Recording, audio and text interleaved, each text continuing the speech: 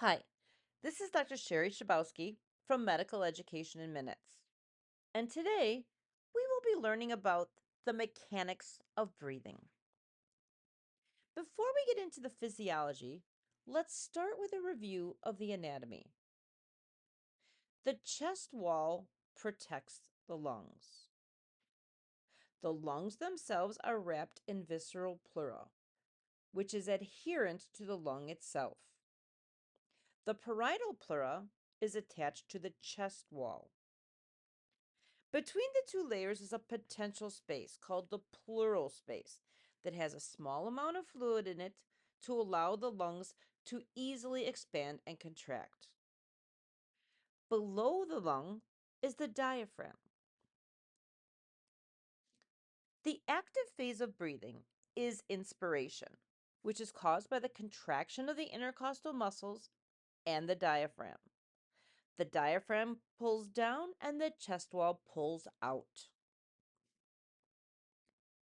The lung is like a sponge with millions of small alveoli or air pockets. The individual alveoli are attached to a bronchiole, which attaches it to the pulmonary tree. The entire apparatus is surrounded by elastin fibers that are anchored to the pleura.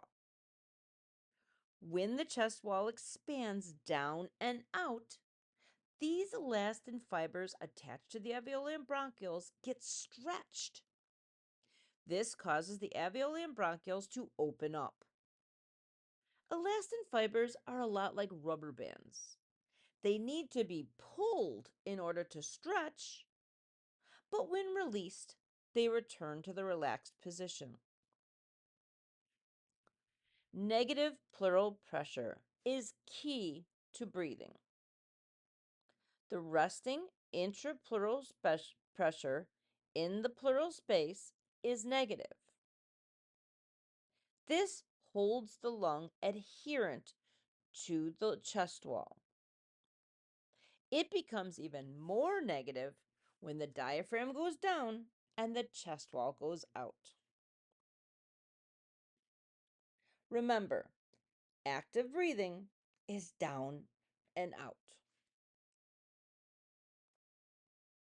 The resting, relaxed diaphragm at end expiration looks a bit like a parachute. When it contracts, it flattens and stretches the lungs downward. This makes the lung expand longitudinally. When the intercostal muscles contract, the chest wall expands. The parietal pleura gets pulled away from the visceral pleura, generating even more negative pressure. This increased negative pressure causes the lung to expand. It expands because the visceral pleura is attached by the elastin fibers to all the alveoli.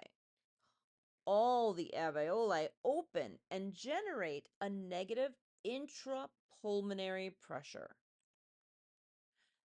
The negative intrapulmonary pressure draws air into the lungs. That is inspiration. When the intercostal muscles and the diaphragm relax, the lungs collapse and the air goes out passively with no energy expended. Remember, kind of like a rubber band. Active expiration is sometimes needed. If you are breathing hard and fast, let's say you're exercising, there's really no time to allow the air to go out passively before you need to take the next breath. In this case, the abdominal muscles engage to push the air out quicker so you can take the next breath.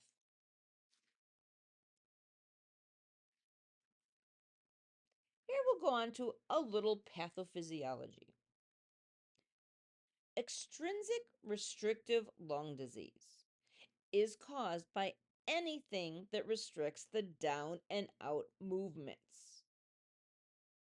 Intrinsic restrictive lung disease is caused by anything that disrupts the stretching and contraction of the elastic fibers in the lung.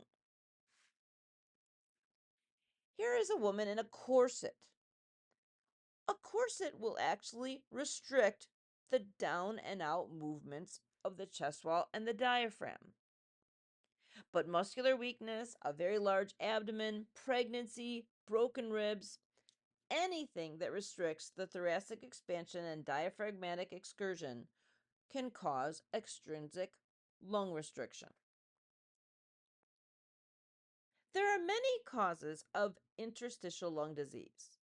Coal miner's lung is a good example.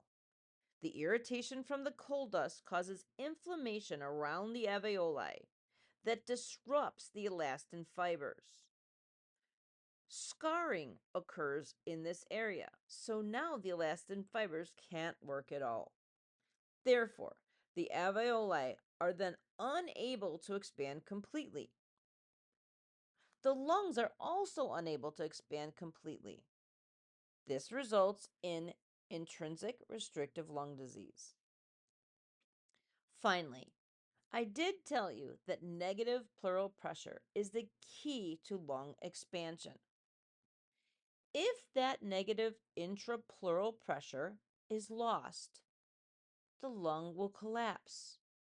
And as that pleural pressure becomes more and more positive, the lung will collapse even more. A pneumothorax is air in the pleural space where it does not belong. If air escapes into that pleural space, that pressure will go up and the lung will collapse. Okay, thanks for listening. You can get more information at www.medicaleducationinminutes.com, where we have full series of educational material. Otherwise, just stay with me on YouTube and I'll see you next time.